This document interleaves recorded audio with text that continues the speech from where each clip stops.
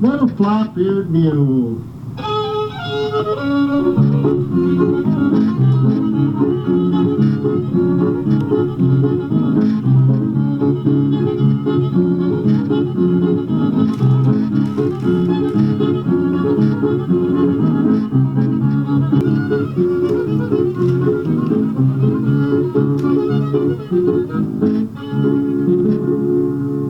Okay, so we've got our trunk.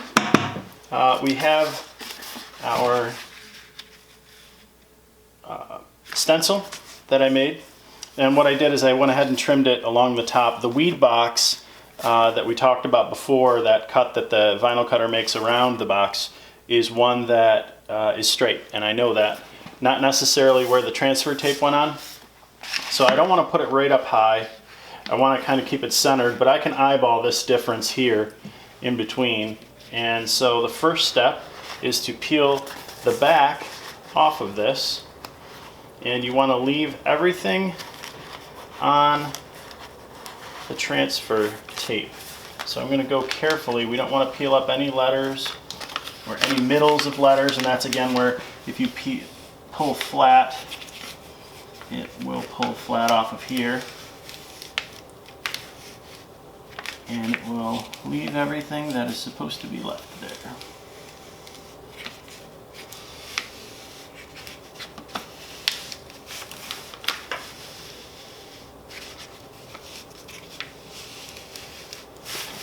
It's the centers of the letters that usually are the ones that want to peel up on this. So as long as you're mindful of what you know should be there and watch for it to begin peeling up, you can press down and make sure that doesn't happen. This is coming off really nicely.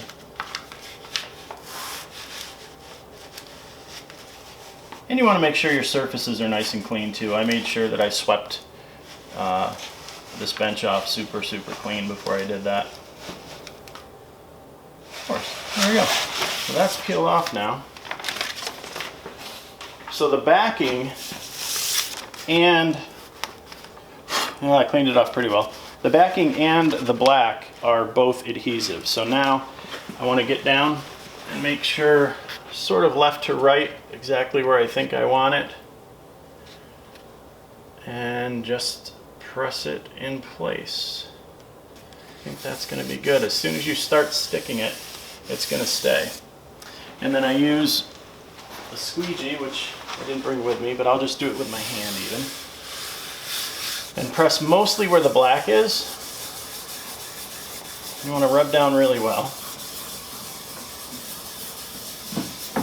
because this white paper is coming off. That's why it's called transfer paper. It's just there to transfer your design. So now we transfer. This is what we're going to make sure again that we're not peeling anything off that we don't want to come off.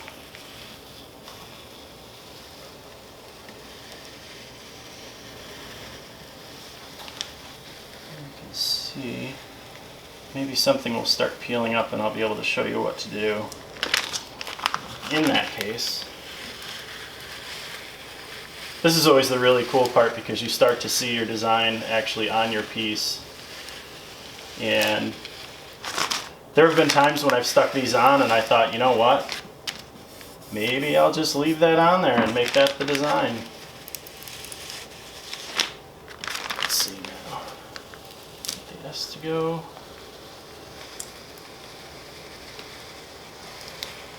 Alright, now you can see some bubbles, and that's where you'll work it down by hand. What's most important, and not so much with the way I'm going to do it today, but what's most important is pressing down around the edges of your letters, because what will happen if your surface isn't super flat, the vinyl where it goes over some of the bumps in the surface, the paint will bleed. So you'll get this like bleed out all around the edges. One method that I use that actually helps to alleviate that is I don't hand brush, or I don't stipple the paint in there. That tends to squish it in. With most of my designs, what I do is I spray them. So I am going to spray this, and I have my glue here, metallic gold. And I haven't found a metallic gold yet that actually stays metallic or gold, and I don't expect it to. Most gold leaf ages with time, and that's what I plan to do here. Now I've got some extra masking, and I'm going to mask off around that where I don't want the paint.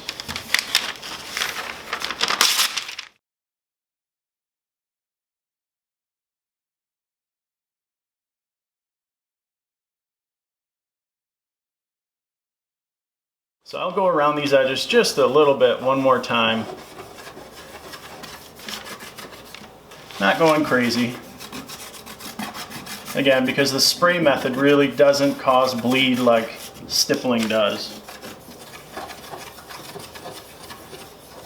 So now is when you say goodbye to this. I'll make sure this is shaken up really well. And again, lots and lots and lots of light coats.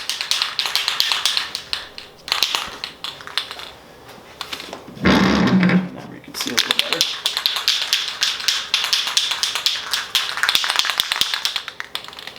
Try it first down here just to make sure. There we go. Okay, and again, not looking to cover anything with one shot. That is it. That's the first coat. It's so light, it doesn't even feel like you're doing anything. And I know that's frustrating because you feel like you want to paint it and you want to get it done and you want to peel it off and you want to see how it looks, but that's how bleeding happens. So we're going to let that dry, come back.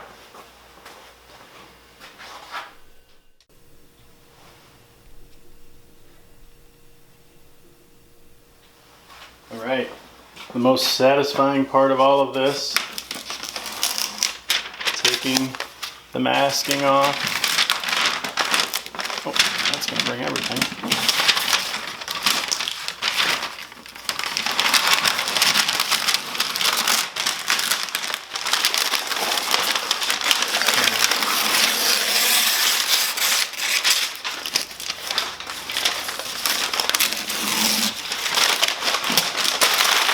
See what I mean though? That almost, I don't know, that will almost look good.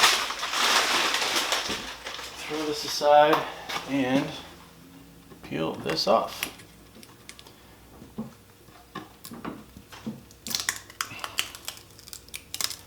And it should just leave the letters.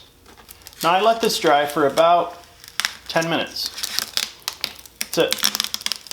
And that's all it really needed. There wasn't a heavy coat that needed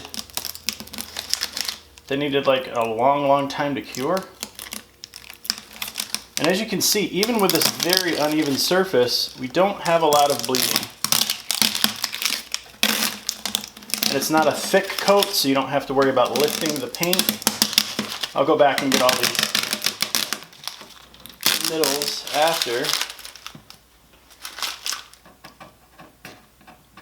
Come on.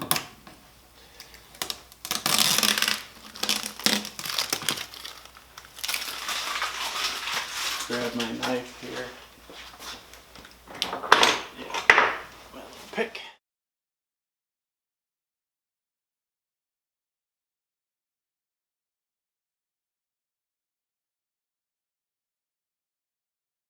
Yeah. I think that gives it some beautiful character. And after it is, after it's antiqued even a little bit more, which the final step, I don't want to go crazy. I was thinking about doing a tutorial for a crackle finish, but I will do that at a later time. But right now, give that a little different angle with the light. That's pretty cool. Turn it even farther away from the light. You'll see it's not as in your face as it may seem. But the gold paint is definitely a little reflective. So, all right, on to the next part, which, believe it or not, is sanding.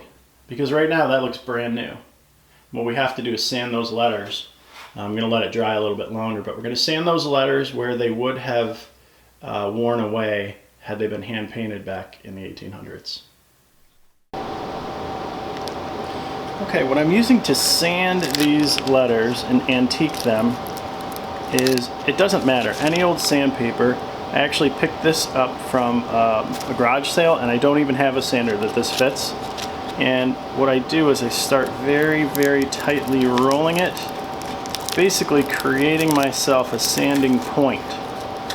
And then that's what I use to work on the letters. And let me get you close in here to the letters. And my goal here is to make it look old. And back in the day, actual hand-painted logos were done with brushes, and as they aged, if you can imagine a brush stroke of paint, when you stroke with a brush, it builds up heavier on the outsides and it's thinner on the inside. So when something would weather, it would weather more in the centers before it would weather where the paint was thicker on the outside. And what I do is I just take this point and I rub gently in the area that would become the center. And you can see I've already worked on the others off camera. And this difference will be highlighted on the after I put a top coat on that. So this side over here.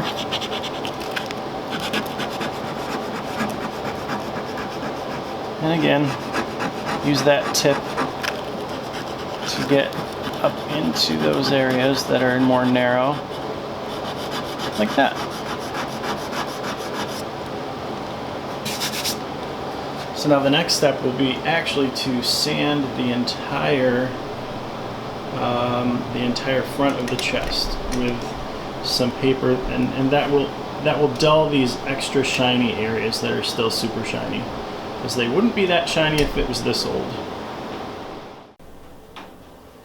All right, now to age the entire front of this, I'm going to go over it with a gray Scotch-Brite pad, and you'll see all of the shine on the actual shiny part of the gold go away, and it's going to also take any of the shine off the old finish and sort of give the whole front a more aged look.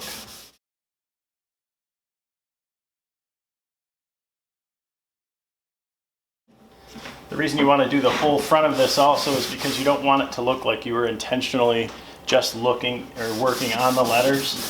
You want the entire thing to look like it weathered over the years.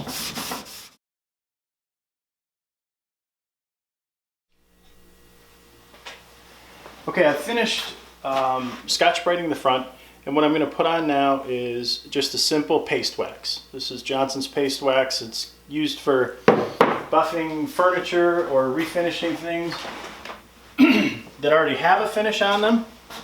So I have my rag here, and this is really where it's going to transform the piece.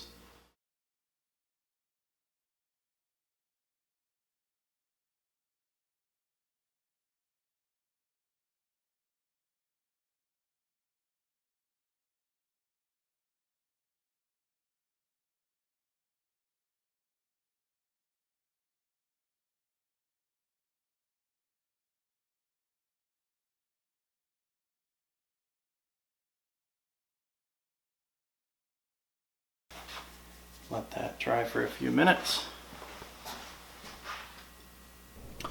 Okay, so for our hardware, it's been done. It's done with the crock pot. I already emptied that, and here is how it actually comes out. There's absolutely zero paint left on that, on any of the sides, but now we do have some rust to clean up, and it's mostly surface rust. I have a wire brush, and even with a simple scrubbing of a wire brush, you can see the shine that comes back onto that. So if you don't have access to any sort of rotary tool that has a wire brush on it, you can definitely do it that way. The way I'm going to do it is at my drill press with a wire wheel in the drill press. And what we're going to end up with is an antique piece of hardware that really looks period correct, has all of the, well, let me get up here in the light a little bit. You can see there's still a little bit of rust, and that's fine, but not a drop of red paint. So this is going to look like it's been cared for, but is definitely age appropriate. Okay, so this is the drill press, and it's all set up with my wire wheel in it that is going to be not as aggressive. There's also other choices like this one, and if you take a look at this actually has almost like little nails in it, and they're in a plastic housing. This also mounts in that, or you can put it in a drill.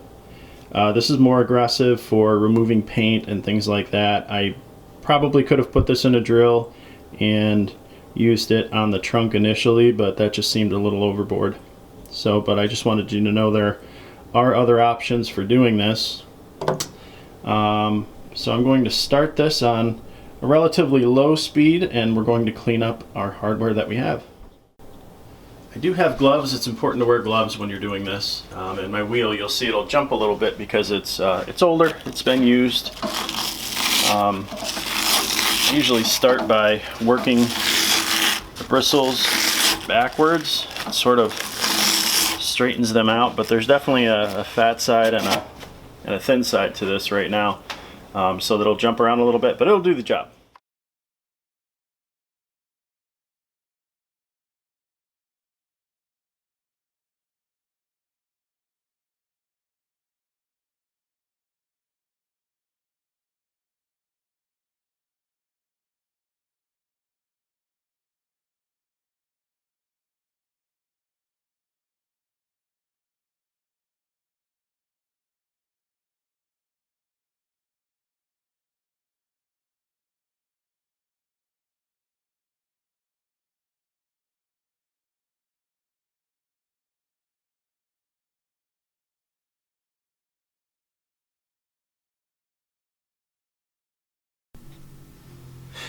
Okay, I also went upstairs and searched my hardware for some period appropriate screws, and I found exactly what we need.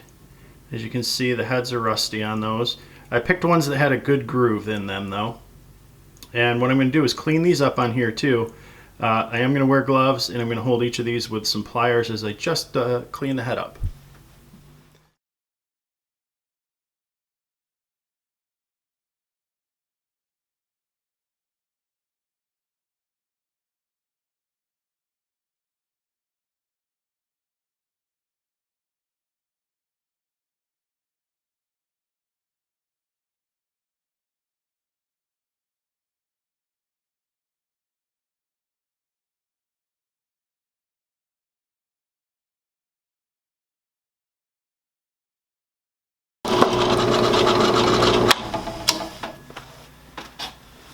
Okay, now I've got our, our screws all cleaned up.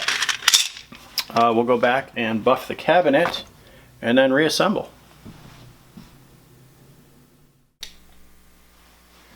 Alright, that's dried for about half an hour. And now I'm going to go back and give it a buff. You'll notice that it does bring back some of the shine.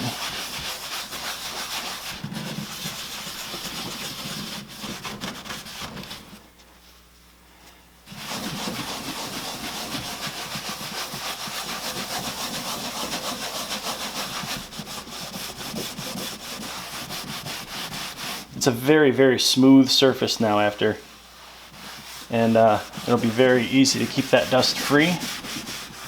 And if it ever does get dull, that can be re-oiled at any time.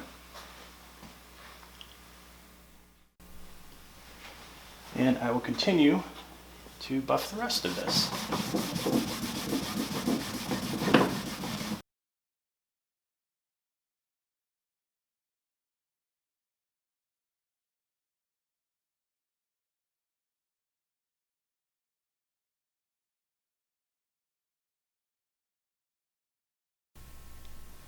So one final thing I'd like to do on these hinges, I already did it on this, or on this piece of hardware. I have actually an old oil can that has true motor oil in it, old motor oil. And I rub everything down, and what it does is, even on this piece where it looks shiny, there's still some dry rust that's there. And what the oil does is hydrate it. And I'm not, you know, you're not gonna, the oil is dirty, but it's gonna penetrate really well. And some of the hinges, even this one, it still works really hard. This one also works kind of hard. This one, obviously, if you look at this is a much newer hinge than this one. And this one works pretty well. But what I'll do first is put a little oil on these, rub them down with a rag until the oil is off the surface but has penetrated the oil, or the metal. And then those are going to be ready to install. So start with the hinges, put a little on these.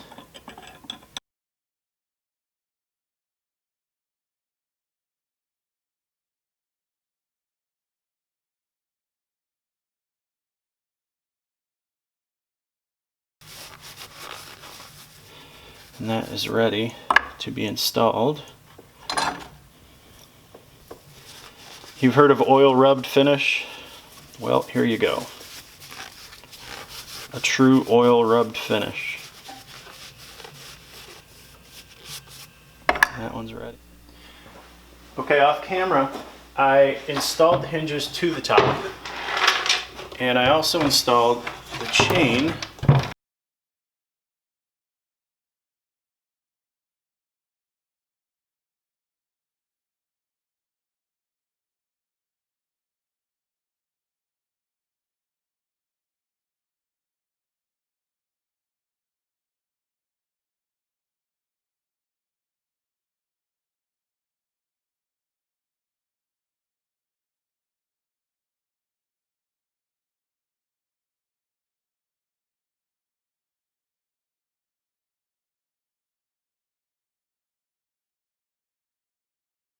Staple was right there.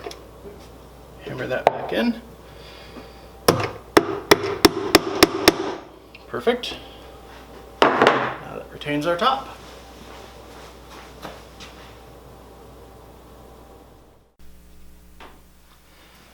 Now it's time to install the side handles.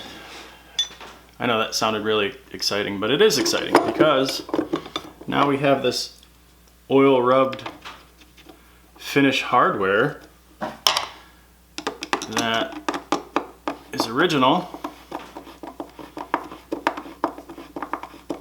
and looks amazing.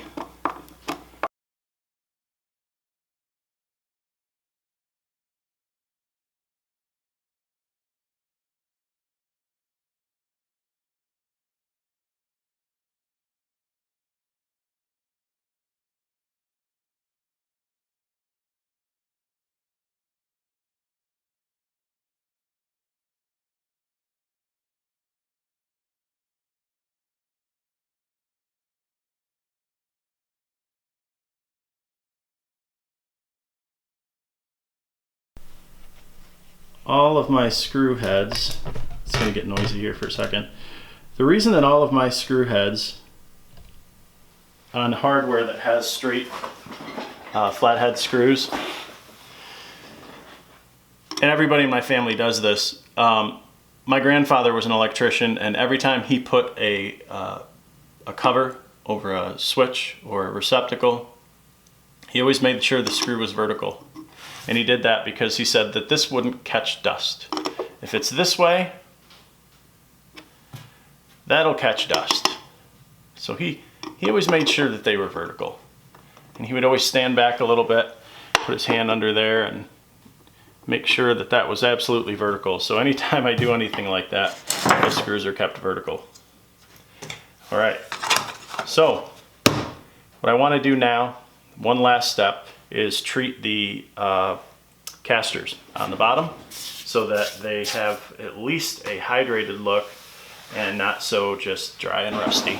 So let's do that, and then we'll wrap this up. Okay, I want these wheels to have the same sheen and look as the rest of the cabinet. So all I'm going to do is take a Scotch-Brite pad and just simply knock any of the big chunks of rust that may be on them off. Work within the wheel here. Not being super fancy with this. Don't need to really vacuum it off or anything. Do the other side as well. Just blow the dust off, and a simple coat of this wax. Very, very light coat.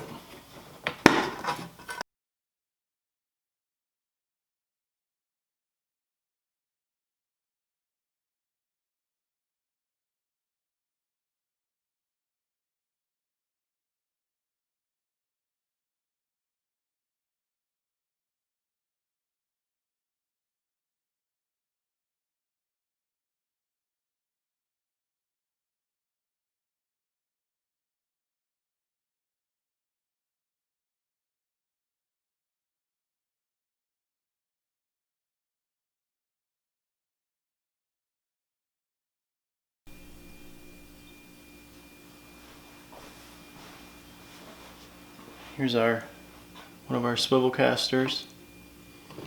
Absolutely gorgeous. And that is just with a coat of wax put over the top. And I did take a Scotch-Brite pad and sand the surface first.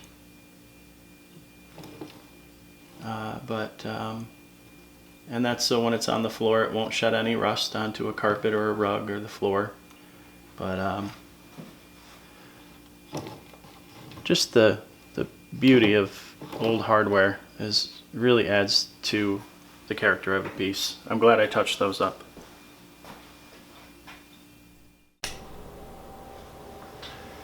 Well, here she is, the final product. In a matter of 2 days, we picked up something from Facebook Marketplace, and with some simple tools and a bunch of different finishes and a lot of elbow grease, we came up with a piece that I think is beautiful and is going to look right at home in my office. The finish came across really well.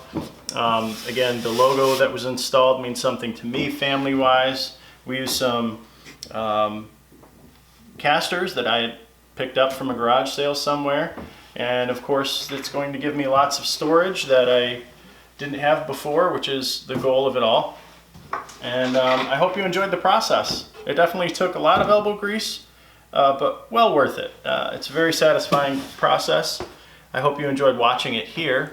I hope it inspires you to do something that's something like that this weekend maybe. Just get on Facebook Marketplace. Don't take what you see for face value. Think of what it can become. And a lot of times you'll find a diamond in the rough like this that has the dovetailed corners, original hardware, and really good bones to work with. So if you like what you see, please make sure that you like the video below, subscribe, and if you hit the bell notification, next time I do a project like this and post a video, you'll be notified. So please do that, and we'll see you next time.